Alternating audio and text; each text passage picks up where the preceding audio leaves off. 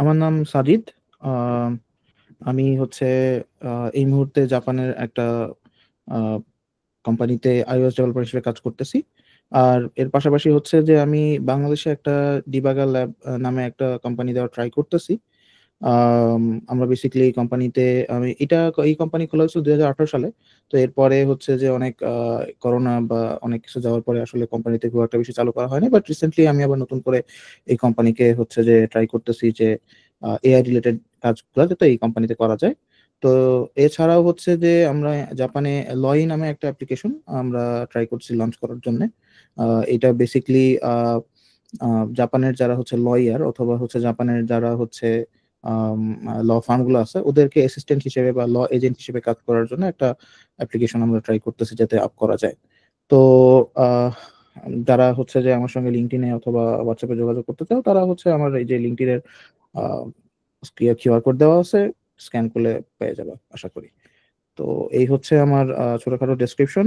আর recently আমি হচ্ছে আমরা কেন এটা করতে চাচ্ছি যে কারণ হচ্ছে যে আমি আসলে আমাদের যে অ্যাপ্লিকেশন বলো বা এআই এর যে বর্তমানে যে হাইপটা আছে এটাতে প্রচুর ফিডব্যাক আমরা পাইছি।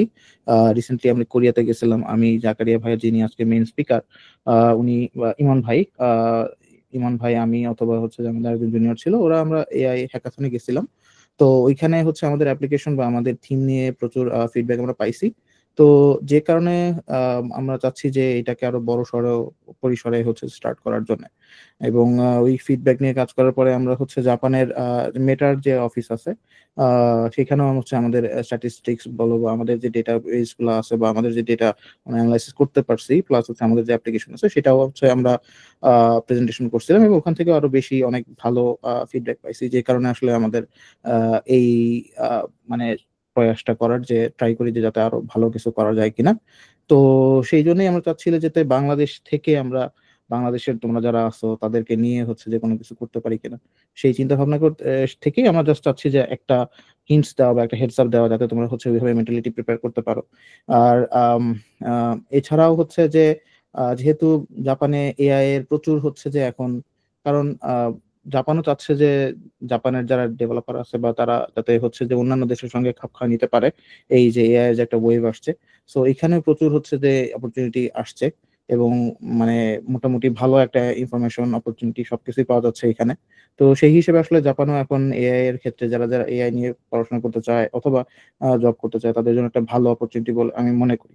সো সেই ক্ষেত্রে আমি বলবো যে তোমরা যদি আগে থেকে মানে একটু নলেজেবল থাকো বা ইনফরমেশন গ্যাদার করে পড়াশোনা করতে থাকো বা মানে চাও যে জাপানে আসতে চাও, তো সেই ক্ষেত্রে আমি মনে করি এই ওয়েবিনারটা তোমাদের জন্য একটা ভালো হেডস আপ হতে পারে।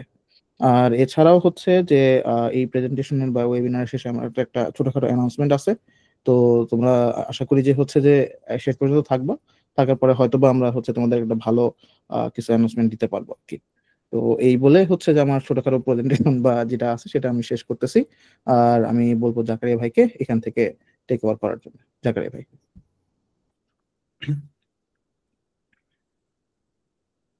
আমার স্ক্রিন কি শেয়ার হয়েছিল বাই দ্য ওয়ে? এখন screen share করা আপনার। জি ভাই শেয়ার হয়েছিল।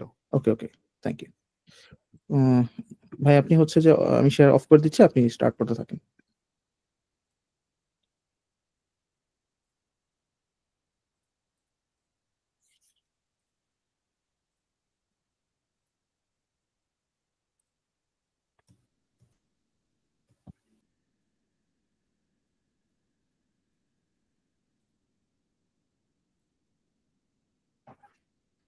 ওকে, thank you everyone. So Sajid ভাই, আপনাকে অসংখ্য ধন্যবাদ এই ওয়েবিনারটা অ্যারেঞ্জ করার জন্য। এবং আমি খুবই অবাক হয়েছি যে সবার রেসপন্স দেখে যে আসলে বাংলাদেশে অনেকেই এআই নিয়ে কাজ করতে চাচ্ছে। সো শুরুতে আমি আমার একটু পরিচয়টা দিয়ে নিই। আমি বর্তমানে এআই রিসার্চ ইঞ্জিনিয়ার হিসেবে কাজ করছি হোক্কাইদো ইলেকট্রনিক্স, জাপানে। সো আমার রিসার্চ এরিয়া হচ্ছে মূলত স্পিচ প্রসেসিং, মূলত স্পিচ রিকগনিশন ডোমেইনে। এবং এছাড়াও রিসেন্টলি হচ্ছে রিইনফোর্সমেন্ট লার্নিং এবং ফিজিক্যাল এআই নিয়ে আমি কাজ করছি। এবং আমি গ্রাজুয়েশন কমপ্লিট করেছি হচ্ছে এআইইউবি থেকে। সো আমি নোটেবল ডেভেলপমেন্টের কথা যদি বলি, জাপানে একটা বেশ পপুলার সার্ভিস আছে পকেট টক। সো এটার সিমুলটেনিয়াস ইন্টারপ্রেটেশন মানে রিয়েল টাইম সার্ভিস, যেটা রিয়েল টাইম ট্রান্সলেশন সার্ভিস, এটা ব্যাক এন্ড এআই ইঞ্জিন পুরোটাই হচ্ছে আমার ডেভেলপ করা। এছাড়াও হচ্ছে স্পোকেন ল্যাঙ্গুয়েজের জন্য আমার নভেল কন্ট্রিবিউশন আছে, স্পোকেন ল্যাঙ্গুয়েজ আইডেন্টিফিকেশনের জন্য এজ ডিভাইসে। আর রিসেন্টলি হচ্ছে ইমিটেশন লার্নিং, যেটা আসলে রোবট লার্নিং এর জন্য ব্যবহৃত হয়ে থাকে, এখানেও আমার বেশ কয়েকটা কন্ট্রিবিউশন আছে। সো মূলত আমি এআই এর লার্নিংটা শুরু করেছিলাম 2018 এর দিকে। তখন আসলে এআই এর অতটা হাইপও ছিল না, এবং বাংলাদেশে খুব একটা এআই নিয়ে কাজ করাও হতো না। সো যাই হোক, আমি আসলে আমার প্রেজেন্টেশনটাকে আমি বেশ কয়েকটা সেকশনে ভাগ করেছি। তো প্রথম সেকশনটাতে আমরা কিছু টেকনিক্যাল কথাবার্তা বলবো, এআই এর কারেন্ট স্টেট নিয়ে কথা বলবো, এন্ড আফটার দ্যাট হচ্ছে আমরা কেরিয়ার রিলেটেড এবং জাপানে কি টাইপের ক্যারিয়ার, এআই এর জন্য আসলে কি টাইপের স্কিলস দরকার সেই রিলেটেড আমরা কথা বলবো। সো আমি যদি হচ্ছে এই এই ডায়াগ্রামটা, এই ভেন ডায়াগ্রামটা আমার মনে হয় যে মোটামুটি সব কম্পিউটার সায়েন্সের স্টুডেন্টই কেউ না কেউ একবার হলে দেখেছে, যে আমরা জানি যে এআই এর একটা সাবডোমেইন হচ্ছে মেশিন লার্নিং, মেশিন লার্নিং এর একটা সাবডোমেইন হচ্ছে নিউরাল নেটওয়ার্কস, এন্ড সেটার একটা সাবডোমেইন হচ্ছে ডিপ লার্নিং, ডিপ লার্নিং এর সাবডোমেইন হচ্ছে জেনারেটিভ এআই। সো হয়তো এআই জাস্ট মানে হচ্ছে চ্যাট জিপিটি না, এবং হচ্ছে চ্যাট জিপিটি জাস্ট হচ্ছে জেনারেটিভ এআই এর একটা সাবডোমেইন হচ্ছে লার্জ ল্যাঙ্গুয়েজ মডেল, ল্যাঙ্গুয়েজ মডেলের সাবডোমেইন হচ্ছে লার্জ ল্যাঙ্গুয়েজ মডেল। সো অনেক নিচে হচ্ছে কি বলে চ্যাট জিপিটির কথা যদি আমরা বলি, সো ইটস নট, তো এর বাইরেও আমাদের ডোমেইনটা অনেক বড়। সো যাই হোক, এটা ছিল হচ্ছে মূলত ট্রেডিশনাল এআই এর একটা ভেন ডায়াগ্রাম। কিন্তু আমরা যদি বর্তমানে যদি এআই কে ক্লাসিফাই করতে চাই, সেক্ষেত্রে আমি আমি মনে করি এটাকে আসলে তিন ভাবে ক্লাসিফাই করতে পারি। একটা হচ্ছে ন্যারো ইন্টেলিজেন্স, জেনারেল ইন্টেলিজেন্স, একটা হচ্ছে সুপার ইন্টেলিজেন্স। সো ন্যারো ইন্টেলিজেন্সটা কি? সো ন্যারো ইন্টেলিজেন্সটা হচ্ছে বর্তমানে আমাদের, তোমরা হয়তো সবাই ক্লাসিফিকেশন প্রবলেমের কথা শুনে থাকবে, cats and dogs classification, plant disease classifications. So those are the domain specific, domain limited, যে ও হচ্ছে সবকিছু পারে না, একটা স্পেসিফিক কাজ করতে পারে। সো এটাকে আমরা ন্যারো এআই এর ক্যাটাগরিতে রাখতে পারি। সো রিসেন্টলি আমরা অনেক এই শব্দটা শুনছি যে এজিআই, আর্টিফিশিয়াল জেনারেল ইন্টেলিজেন্স। তো এজিআইটা হচ্ছে কি, যে যেটা আসলে হিউম্যানের মতো অনেকগুলো টাস্ক, যেমন হিউম্যান যেমন প্ল্যানিং করতে পারে, ও হচ্ছে এজিআই ও হচ্ছে প্ল্যান করতে পারবে, প্ল্যান করে হচ্ছে একটা প্রবলেম সলভ করতে পারবে। এটাকে আমরা জেনারেল ইন্টেলিজেন্স বলি। এটার ইনপুট হতে পারে multi model, as like image হতে পারে, টেক্সট হতে পারে। সো এটা কারেন্টলি প্রায় অ্যাচিভেবল বলা যেতে পারে। And then artificial super intelligence হচ্ছে মূলত, এটা একটা হাইপোথেটিক্যাল ফ্রেমওয়ার্ক ছিল 5 বা 7 বছর আগে। সবাই এটা নিয়ে হাসাহাসি করতো যে এই টাইপের কিছু একটা পসিবল না, বাট আমার এখন যেহেতু আমরা এজিআই অ্যাচিভ করে ফেলেছি প্রায়, সো এটাও আসলে অ্যাচিভেবল। যাই হোক, আমরা এজিআই এর কথা যেহেতু এসেছে, তো আমি হালকে মেনশন না করে পারছি না। সো স্ট্যানলি কুব্রিকের যে বিখ্যাত ফিল্মটা স্পেস অডিসি 2001, সো ওখানে হাল নামের যে কম্পিউটারটা ছিল, সো ওই কম্পিউটারটা কিন্তু আসলে পুরো একটা স্পেসশিপকে কন্ট্রোল করতে পারতো, মানুষের ভাষা বুঝতে পারতো, লিপ রিডিং করতে পারতো, যৌক্তিকভাবে অ্যান্সার দিতে পারতো। সো যদি আমরা চিন্তা করে দেখি, বর্তমান এআই যে সিস্টেম গুলো আছে, state of the art AI system গুলো আছে, এগুলোর কিন্তু মোটামুটি এই ক্যাপাবিলিটিটা আছে। End to end speech model যেগুলো আছে, তারা হচ্ছে কিন্তু স্পিচে অ্যান্সার মানে কোশ্চেনটা বুঝতে পারতেছে, সেটাকে ইন্টারপ্রেট করে স্পিচ জেনারেট করতে পারতেছে, চিন্তা করতে পারতেছে, রিজনিং করতে পারতেছে, রাইট? সো আমরা কিন্তু মোটামুটি বলা যায় যে ওই স্টেটে চলে এসেছি যেখানে আমাদের একটা জেনারেল ইন্টেলিজেন্স আছে। যাই হোক, এখন জেনারেল ইন্টেলিজেন্স যেহেতু আছে, এটা বাদেও কি আমাদের, এটাই কি আমাদের সবকিছু না? এটা বাদেও কিন্তু আমাদের অনেক ট্রেডিশনাল এআই টাস্ক আছে, যেটা আসলে আমাদের রিয়েল লাইফে, মানে নট ফ্যান্টাসি, রিয়েল লাইফে যেগুলো ইউজ হয়ে থাকে, এবং সেই ট্রেডিশনাল টাস্ক গুলো কি এবং সেই টাস্ক গুলোর কারেন্ট স্টেট কি। ওকে, সো সেটা নিয়ে আমি একটু আলোচনা করতে চাই। সো এখন আমরা যদি কম্পিউটার ভিশনের কথা চিন্তা করি, আমরা কম্পিউটার ভিশনে এই ইমেজটা হতো মোটামুটি তোমরা সবাই দেখে থাকবে, এটা খুবই পপুলার একটা ইমেজ। সো দেখো, semantic segmentation, classifications, object detections, instance segmentation, panoptic segmentation, different type of কিন্তু কম্পিউটার ভিশনের টাস্কের মধ্যে আছে। তো আমি যদি এআই এর প্রথম হ্যালো ওয়ার্ল্ড বলো, সেটা হচ্ছে কিন্তু একটা ক্লাসিফিকেশন, যে আমরা কিছু ডাটা নিলাম, ডাটা নিয়ে হচ্ছে সেটাকে আমরা একটা নিউরাল নেটওয়ার্কস এর মধ্যে দিলাম, মাল্টি লেয়ার পারসেপট্রন হতে পারে, সেটা একটা সিএনএন হতে পারে, সেটার মধ্যে দিলাম, তারপরে এটাকে হচ্ছে ক্লাসিফাই করলাম। সো এরপরে হয়তো এটার একুরেসি ম্যাট্রিক্স F1 স্কোর বা সামথিং এলস এগুলো বের করলাম। সো এটা কিন্তু একদম হ্যালো ওয়ার্ল্ড। ওকে, সো বর্তমান যুগে এটাকে আমরা হ্যালো ওয়ার্ল্ড বলতে পারি। সো এখন আমরা যদি অবজেক্ট ডিটেকশনের কথা বলি, সো 2018 সালের দিকে YOLO, you only look once নামে একটা অ্যালগোরিদম প্রথমে এসেছিল। এটা মূলত অবজেক্ট ডিটেকশনের জন্য 80টা ক্লাসকে সাপোর্ট করতো, যে 80টা টাইপের অবজেক্ট ডিটেক্ট করতে পারতো। সো এটা আমারই একটা ছবি। তখন হচ্ছে আমি কি বলা মনে হয় গ্রাজুয়েশন শেষ করেছিলাম, তো তখন আসলে এটা রান করতাম, ট্রাই করে দেখতাম আসলে কি হচ্ছে না হচ্ছে। So it's kind of nostalgic যে তখন এই জিনিসটা রান করতে হলে আমাদের জিপিইউ দরকার হতো, এনভিডিয়া GTX 980 বা এই টাইপের হাই এন্ড জিপিইউ দরকার ছিল। সো রিসেন্টলি অ্যাটেনশন বেসড হচ্ছে, অ্যাটেনশন এবং ইউ অনলি লুক ওয়ান্স এই টাইপের হচ্ছে একটা মেকানিজম বেসড হচ্ছে ডিটেকশন মডেল, যেটা ইয়োলো V12 পাবলিশ হয়েছে এই ফেব্রুয়ারি মাসে। সো এটা এখন রাসবেরি পাই, ইয়োলো V11 ও বেসিক্যালি রাসবেরি পাইতে চলে। সো টেকনোলজিটা কত দূর আগিয়ে গিয়েছে, রাইট? সো যদি তোমরা কেউ অবজেক্ট ডিটেকশনের যদি একদম ইন ডেপথে এই মডেলগুলোর আর্কিটেকচার সম্পর্কে জানো, যে দেখবা যে এটার মধ্যে নন ম্যাক্সিমাস NMS নামে, নন ম্যাক্সিমা নামে হচ্ছে একটা জিনিস আছে। সো এই জিনিসগুলোকে রিডিউস করা হয়েছে, আর্কিটেকচারাল ইমপ্রুভ করা হয়েছে। সো টেকনোলজিক্যাল দিক থেকে মানে আর্কিটেকচারাল দিক থেকে কিন্তু আমরা অনেক দূর চলে এসেছি লাস্ট 5 থেকে 7 বছরের মধ্যে। Same for the instance segmentation. তো ইনস্ট্যান্স সেগমেন্টেশনের কনসেপ্টটা বেসিক্যালি ইন্ট্রোডিউস করা হয়েছিল মেটা AI থেকে। সো এটা ছিল মাস্ক আর CNN ফার্স্ট একটা আর্কিটেকচার প্রপোজ করেছিল। সো এটা দিয়ে আসলে প্রত্যেকটা অবজেক্ট আলাদা আলাদা ভাবে, পিক্সেল আলাদা আলাদা মাস্কিং করা যেত। তো সেখান থেকে এখন হচ্ছে সেগমেন্ট এনিথিং মডেল। সো এই মাস্ক আর CNN এর ক্ষেত্রে আমাদের আসলে ট্রেন করানো হতো ডেটাগুলোকে। বেসিক্যালি মানে এটা একটা fixed number of class support করতো। কিন্তু সেগমেন্ট এনিথিং টুতে মোটামুটি দেখা যেতে পারে একটা ইমেজের মধ্যে যা কিছু আছে ও সব কিছুকেই হচ্ছে খুব আলাদা আলাদা অবজেক্টে সেগমেন্ট করতে পারে। So it's a huge improvement recently.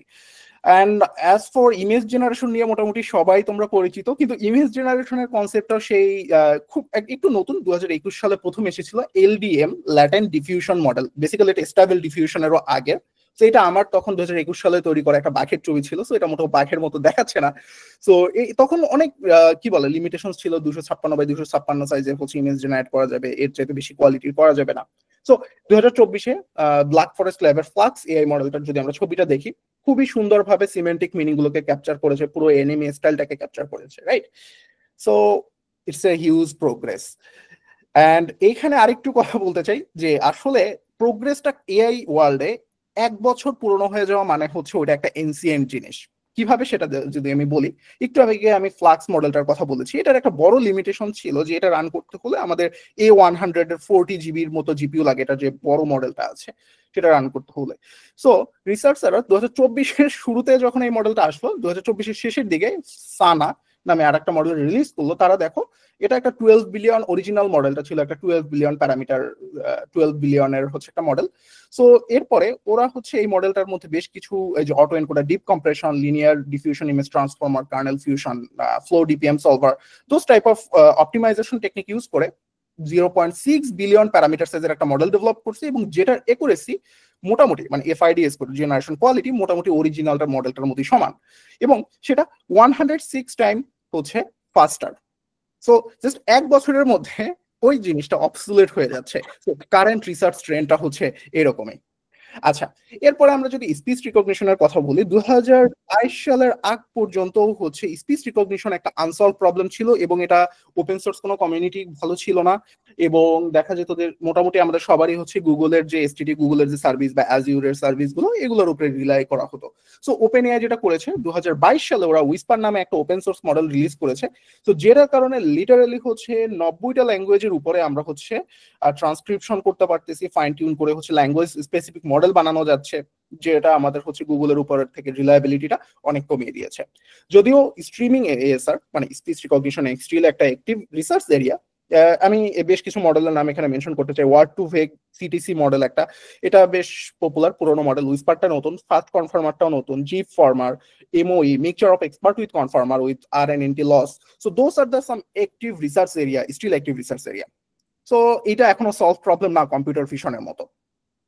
এরপরে এক্সপ্রেসিভ TTS এর কথা যদি বলি, আচ্ছা আমি মনে হয় সাউন্ড শেয়ার করিনি, সো আমি একটু স্ক্রিনটা অফ করে আমি আরেকবার শেয়ার করতেছি। আচ্ছা এই মনে হয় না সাউন্ড শেয়ার হবে। আচ্ছা সরি, আমি হচ্ছে এখান থেকে সাউন্ড শেয়ার হবে না। সো আমি জাস্ট একটু মুখে বলি।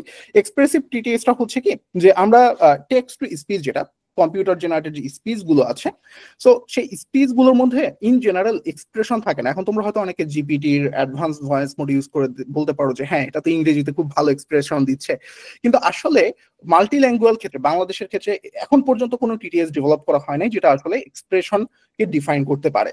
ওকে, সো রিসেন্টলি ডিবাগার ল্যাব সম্ভবত হচ্ছে এটা নিয়ে কাজ করতেছে, এক্সপ্রেসিভ টিটিএস নিয়ে। সো এটাও বেশ সুন্দর একটা ডেমো, হয়তো আমি এটা ডিসকর্ডে পরে শেয়ার করে দিব। অ্যান্ড দেন হচ্ছে নোভেল ভিউ সিনথেসিস। তো এআই এর অ্যাপ্লিকেশন কিন্তু শুধুমাত্র হচ্ছে কিন্তু যে টেক্সট বা হচ্ছে ইমেজের মধ্যেই কি বলে টিটিএস এর মধ্যেই সীমাবদ্ধ না, বরং এটা 3D রিকনস্ট্রাকশনের ক্ষেত্রেও এটা কাজে লাগে। যে আমি যদি একটু ভিডিওটা প্লে করি, সো নোভেল ভিউ সিনথেসিস মানে হচ্ছে যে আমি একটা অ্যাঙ্গেল থেকে ছবি তুললাম, এরপর এই ছবিটাকে আমি মাল্টিপল অ্যাঙ্গেল থেকে দেখতে পারবো। তুমি যদি দেখো যে এই ছবিটা যে একটা অ্যাঙ্গেল থেকে তোলা হয়েছিল, এটাকে আমরা ইন্টারপোলেট করে ডিফারেন্ট ডিফারেন্ট অ্যাঙ্গেল থেকে কিন্তু দেখতে পারতেছি। সো এই জন্যই আমরা এটাকে নাম দেওয়া হয়েছে যে নভেল ভিউ সিনথেসিস, যে অরিজিনালি যে ভিউ থেকে ছবিটা তোলা হয়নি ওই ভিউটাও কিন্তু আমরা আসলে দেখতে পাচ্ছি। সো ফাস্ট ফরওয়ার্ড টু হচ্ছে 3D রিকনস্ট্রাকশন। দেখো অনেক সময় দেখা যায় কি যে আমাদের কাছে ভিডিও ডেটা আছে, তো এই ভিডিও ডাটা থেকে আসলে কিভাবে আমরা একটা 3D সিনকে রিকনস্ট্রাক্ট করতে পারবো, রাইট? সো এটাও কিন্তু আসলে এআই এর মাধ্যমে করা সম্ভব। এটাও একটা অ্যাক্টিভ রিসার্চ এরিয়া।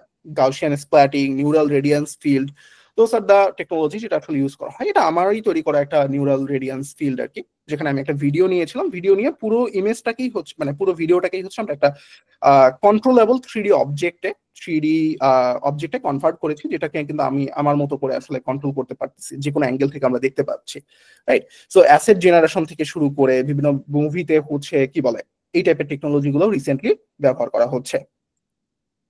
আচ্ছা, এরপরে হচ্ছে এলিফ্যান্ট ইন দ্য রুম, যেটা হচ্ছে লার্জ ল্যাঙ্গুয়েজ মডেল, যেটাকে আসলে আমরা সবাই মিস ইন্টারপ্রেট করি AI. Large language model is AI. So আসলে লার্জ ল্যাঙ্গুয়েজ মডেলের ফাউন্ডেশনটা শুরু হয়েছিল গুগল বেসিক্যালি হচ্ছে T5 রিলিজের মাধ্যমে। সো T5 ছিল একটা মডেল, যে মডেলটা আসলে মাল্টিপল টাস্ক করতে পারতো, সামারাইজেশন করতে পারতো, ট্রান্সলেশন করতে পারতো। সো এখান থেকেই বেসিক্যালি হচ্ছে কি বলে ল্যাঙ্গুয়েজ মডেলের আইডিয়াটা আসে। এবং এরপরে তো হচ্ছে আমি এরপরে জিপিটি সবাই চিনো তোমরা, এই জন্য আমি এখানে ওটাকে অ্যাড করি নাই, জিপিটি ফর অমনি, জেমিনি। সো ওরা তো হচ্ছে এখন লিটারালি কি বলে রিজনিং লেভেলে চলে গিয়েছে। সো ওরা রিজনিং করতে পারে, অ্যান্সার জেনারেট করতে পারে, হচ্ছে কি বলে অ্যান্সার জেনারেট করার আগে থিঙ্ক করতে পারে, right? And multimodality is a very new things, যেখানে হচ্ছে আমরা অনেকগুলো ডেটাকে হচ্ছে কি বলে একটা সেম ল্যাটেন্ট স্পেসে নিয়ে আসতে পারি, রাইট? এইটার সম্ভবত ইমেজ ক্যাপশনিং ভিশন ট্রান্সফর্মার থেকে এটার শুরু হয়েছিল মোস্ট প্রবাবলি 2020 সালের দিকে, যেখানে আসলে আমরা টেক্সট এবং হচ্ছে ইমেজকে একত্রে কম্বাইন করে দেন আসলে একটা ইমেজের ক্যাপশন জেনারেট করতে পারতাম। সো ওখান থেকে কিন্তু দেখো মাল্টিমডাল আন্ডারস্ট্যান্ডিং এখন আমরা হচ্ছে কি বলে যে একটা মিমও বুঝতে পারে যে এই ছবিটার মধ্যে ফানি কি জিনিস, জিপিটি কিন্তু মোটামুটি হচ্ছে ভালোভাবেই আসলে বুঝতে পারে যে ছবিটার মধ্যে ফানি কি জিনিস। নট অনলি জিপিটি, যে কোনো একটা ল্যাঙ্গুয়েজ মডেলই এখন এটা পারে।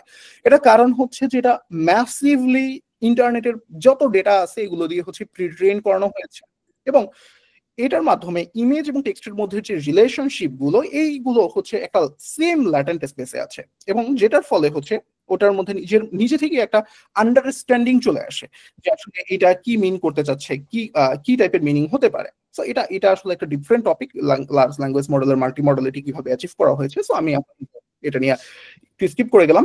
এখন নট অনলি দ্যাট হচ্ছে মডালিটি বলতে কি আমরা স্পিচ তারপরে হচ্ছে ইমেজ আর হচ্ছে টেক্সটের মধ্যে সীমাবদ্ধ না। রিসেন্টলি হচ্ছে মেটা কি বলে ইনার্শিয়া মেজারমেন্ট ইউনিট, যেটা রোবটস এর যে ডেটাগুলো কন্ট্রোল সিগন্যাল গুলো, সেটা হিট ম্যাপস, এইসব ইনফরমেশন গুলো হচ্ছে একটা সিঙ্গেল মডালিটির মধ্যে নিয়ে যাচ্ছে। তো আমরা এক্সপেক্ট করতে পারি ইন ফিউচারে আমরা একটা ওয়ার্ল্ড মডেল পাবো। ওয়ার্ল্ড মডেলটা বেসিক্যালি যেটা আসলে আমাদের হিউম্যান ওয়ার্ল্ডের ফিজিক্সকে মিমিক করতে পারবে। So that maybe 5 years give or take. So I think we can achieve that. So এগুলো ছিল হচ্ছে আসলে ট্রেডিশনাল টাস্ক মূলত, রাইট? সো আমি যদি এখন একটু রিসেন্ট ট্রেন্ড নিয়ে কথা বলি, সো রিসেন্ট যে ট্রেন্ডটা হচ্ছে physical AI. So this is the most advance topic, যেটা আসলে আমরা ভিশন ল্যাঙ্গুয়েজ মডেল, আমরা একটু আগে যে ল্যাঙ্গুয়েজ মডেলগুলো আছে এই মডেলগুলোর সাথে হচ্ছে ফিজিক্সের কানেকশন গুলো, মানে রিয়েল ওয়ার্ল্ডে একটা মুভমেন্টের কানেকশন গুলো, একটা মানুষ হাঁটতেছে সেই হাঁটার ডেটাটা সেটার সাথে হচ্ছে সেটার ভিউটা এবং অন্যান্য ডেটাগুলোকে কম্বাইন করে রোবট কন্ট্রোলের জন্য এই মডেলগুলো মানে ফিজিক্যাল এআই যেটা, এটা একটা নিউ টার্মিনোলজি। সো এটা ব্যবহার করা হয়ে থাকে। এটার জন্য বেশ কয়েকটা আর্কিটেকচার আছে, VLA, vision language action models, and হচ্ছে action chunking transformer. So those are the AI models that use to control the robots. And also the edge AI, it's still the most difficult one. কেন আমি যদি বলি, বর্তমানে সবাই হচ্ছে scaling ল নিয়ে আমরা হাইপে আছি, বিকজ স্কেলিং ল হচ্ছে যে আমরা দেখেছি ওপেন এআই এবং হচ্ছে জেমিনি বা ওদের টিমগুলো ওরা প্রুভ করেছে যে আসলে ডেটার স্কেল যত বাড়ানো হবে, মডেলের সাইজ যত বাড়ানো হবে, মডেলের আন্ডারস্ট্যান্ডিং তত বাড়বে। কিন্তু 700 বিলিয়ন 800 বিলিয়ন প্যারামিটারের একটা মডেল আমরা কখনো এজ ডিভাইসে রান করাতে পারবো না, এবং এটা পাওয়ার এফিসিয়েন্টও না। সো আমাদের 500 মিলিয়ন আর 80 মিলিয়ন স্মল সাইজের মধ্যে আমরা কিভাবে ডেটাটাকে কম্প্রেস করতে পারি, সেই ইনফরমেশনটা, সেই টেকনোলজিটা স্টিল এখন পর্যন্ত এটা একটা চ্যালেঞ্জিং। সো এটা একটা রিসেন্ট ট্রেন্ড আর কি, যে আমরা আসলে কি বড় মডেলগুলোকে কম্প্রেস ডাউন করে পারবো কিনা। এবং আমি বিলিভ করি এটা সম্ভব। কিভাবে সম্ভব যদি তুমি চিন্তা করো, আমি যদি হচ্ছে 30 বছর আগের কথা চিন্তা করি, আমরা একটা মেমোরি কার্ড বা একটা হার্ড ড্রাইভ, ওটার যে স্টোরেজ, যেটা দেখা গেছে যে ওটা অনেক বড় সাইজ লাগতো, এখন ছোট্ট একটা মেমোরি কার্ডের মধ্যে 1 টেরাবাইট স্পেস আছে, রাইট? সো এআই মডেলগুলো এখন অনেক বড়, এবং আমি বিলিভ করি 10 বছরের মধ্যে এটা এই মডেলগুলো ওই রকম একটা এসডি কার্ডের মতো ছোট্ট একটা ইসের মধ্যে রান করা যাবে। এবং আমাদের উচিত যে এই দিকে এখনই রিসার্চ নিয়ে ফোকাস করা, কারণ যখন এই চেঞ্জটা আসবে তখন কিন্তু অনেক সার্ভিস, অনেক কিছু অবসুলেট হয়ে যাবে, right? As like floppy disk obsolete হয়ে গেছে, সিডি রম, ডিভিডি রম অবসুলেট হয়ে গেছে, রাইট? সো এই জন্য আমাদের কিন্তু এজ এআইটা ফোকাস করাটা জরুরি।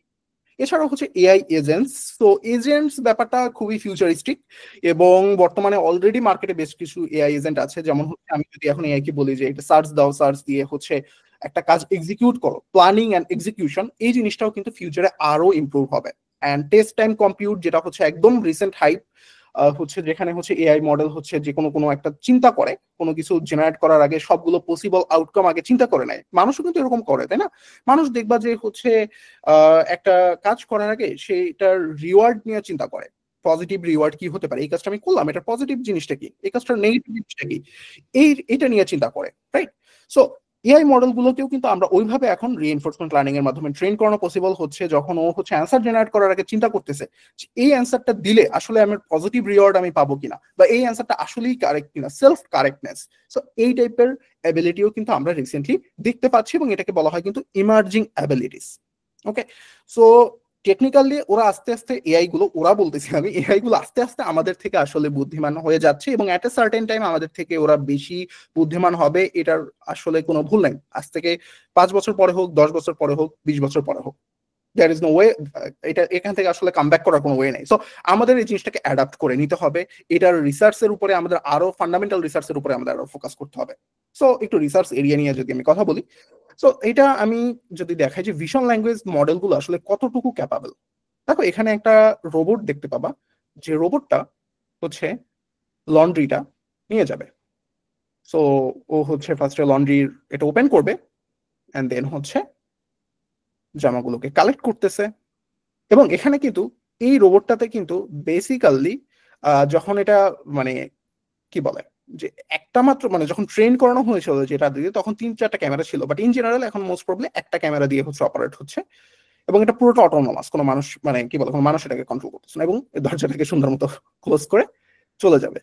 জাস্ট ইমাজিন এরকম ছোট ছোট রোবট তোমাদের বাসায় আছে, রান্নাঘরের মধ্যে থাকবে ফিউচারে মানুষের, এবং যারা হচ্ছে আসলে ডিফারেন্ট ডিফারেন্ট কাজগুলো করে দেবে। তুমি জাস্ট হচ্ছে ভয়েস কমেন্ট দিলা, ভয়েসে বললা, এবং হচ্ছে ওরা এটা করে দিচ্ছে।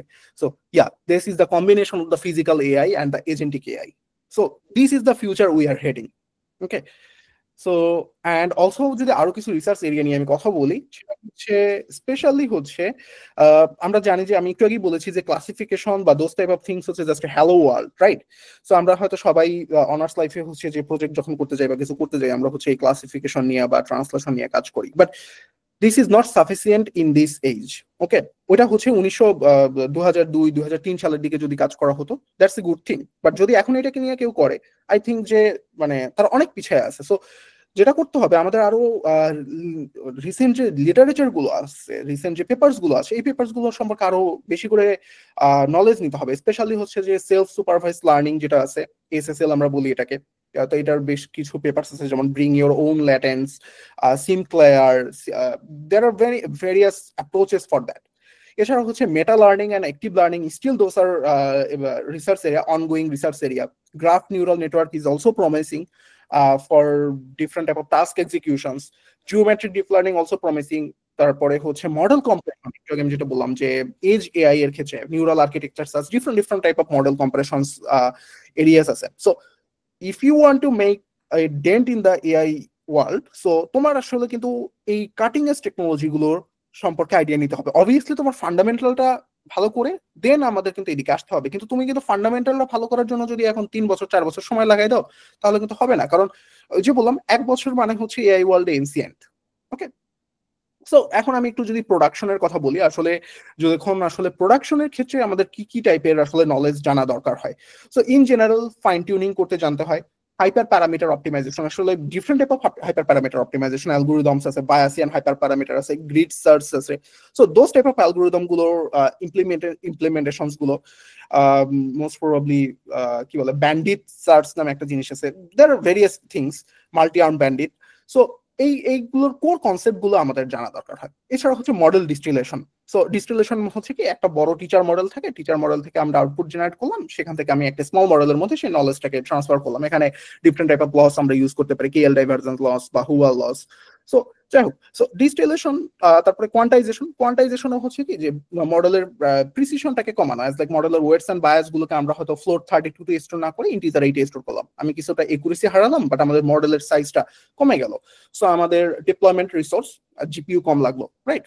Pruning and fine tuning. Pruning still হচ্ছে যে নেটওয়ার্কের মধ্যে, একটা নিউরাল নেটওয়ার্কের মধ্যে আমি যদি একটু চিন্তা করি, স্পার্সিটি থাকে। স্পার্সিটি মানে হচ্ছে কি যে সবগুলো নিউরনই হচ্ছে আউটপুট জেনারেট করার জন্য রেসপন্সিবল না। তখন আমরা কি করি যে একটা স্মল সাবসেট অফ নিউরনকে আমরা বাদ দিয়ে দিই, কারণ হচ্ছে কি ও তো হচ্ছে আসলে রেসপন্সিবল না। সো একটা নিউরাল নেটওয়ার্ক আমরা ট্রেন করলাম, ট্রেন করার পরে দেখলাম যে এটার মধ্যে 100টা নিউরনস আছে, 100টা নিউরনসের মধ্যে আউটপুটের জন্য রেসপন্সিবল মাত্র 30টা নিউরন। সো বাকি 70টা নিউরন আসলে আমাদের কি বলে প্রয়োজন নাই, সো ওটাকে আমরা বাদ দিয়ে দিলাম। এটাকে বলি আমরা হচ্ছে প্রুনিং। সো এটা অনেক টাইপের হতে পারে, লেয়ার প্রুনিং হতে পারে, ডেপথ ওয়াইজ প্রুনিং হতে পারে। So those type of knowledge হচ্ছে কিন্তু দরকার যখন আসলে আমরা একটা প্রোডাক্ট, একটা এআই মডেলকে যখন প্রোডাকশনে আমরা ডিপ্লয় করি। সো এই নলেজ গুলো না থাকলে কিন্তু আসলে তুমি একটা এফিসিয়েন্টলি মডেলকে ডিপ্লয় করতে পারবে না। এখন আসা যাক একটু ক্যারিয়ার পাথের ব্যাপারে। সো ক্যারিয়ার পাথের ক্ষেত্রে ইন জেনারেল জাপানে হচ্ছে আমরা এআই ইঞ্জিনিয়ার, তো এই এআই ইঞ্জিনিয়ারদের হচ্ছে কি এদের আসলে খুব একটা ডিপ নলেজের প্রয়োজন হয় না এআই এর, রাদার হচ্ছে কি এরা হচ্ছে backend engineer. So backend engineer মানে কি যে আমাদের এই এআই মডেলটাকে ডিপ্লয় করতে হবে ব্যাকএন্ডে অ্যাজ এ সার্ভিস হিসাবে, রাইট? সো এক্ষেত্রে আমরা হতে পারে পাইথন বা হচ্ছে রাস্ট অথবা হচ্ছে সি প্লাস প্লাস দিয়ে আমি ইন্টারফেসিং করলাম, দেন হচ্ছে সেটাকে হচ্ছে আমরা যে কোনো একটা ব্যাকএন্ড ফ্রেমওয়ার্কে, ফাস্ট এপিআই হতে পারে, জ্যাঙ্গো হতে পারে, সো যে কোনো একটার মধ্যে আমরা নিয়ে গেলাম। ওকে, এছাড়া হচ্ছে ডকারের নলেজ লাগবে, এপিআই কিভাবে বানাতে হয় এটা নলেজ লাগবে, ডিপ্লয়মেন্টের নলেজ লাগবে, এডব্লিউএস, জিসিপি, অ্যাজুর এগুলোর। এছাড়া হচ্ছে রিসেন্ট যে ডেটাবেস গুলো আছে, ভেক্টর ডিবি, যে ভেক্টর গুলোকে স্টোর করার জন্য যে ডিবি গুলো আছে এগুলো। এছাড়া হচ্ছে কি যে বিভিন্ন ওপেন সোর্স এআই মডেল গুলোকে কিভাবে ইউজ করতে হয়। সো এই বেসিক নলেজ গুলো হচ্ছে আমাদের দরকার। এখানে কিন্তু ইন ডেপথের নলেজটা কিন্তু দরকার হচ্ছে না। সো আরেকটা ক্যারিয়ার পাথ হচ্ছে এআই রিসার্চার। সো এখানে হচ্ছে যেটা কাজ যে আমাদের আসলে তোমার এআই মডেল বিল্ড করা। সো এআই মডেল ট্রেন করতে হবে, এআই এর আর্কিটেকচার ডেভেলপ করতে হবে, এআই এর মডেলকে তোমার অপটিমাইজ করতে হবে। ফর এক্সাম্পল, ক্লায়েন্ট বললো যে হচ্ছে তোমার এই মডেলটা রান করতে চাচ্ছি বাট আমার বাজেট হচ্ছে এতটুকু। এখন তুমি দেখলা যে এই মডেলটা যদি তুমি জিসিপি বা ক্লাউড সার্ভিসে রান করতে চাও তোমার বাজেট এক্সিড হয়ে যাচ্ছে কারণ বেশি রিসোর্স লাগতেছে, তখন তুমি কি করবা? মডেলটাকে অপটিমাইজ করবা। So different type of optimization technique use করে অপটিমাইজ করে তুমি এটাকে বাজেটের মধ্যে রিসোর্সের জন্য এটাকে ডিপ্লয় করতে পারো, এই জিনিসটা তুমি করবা।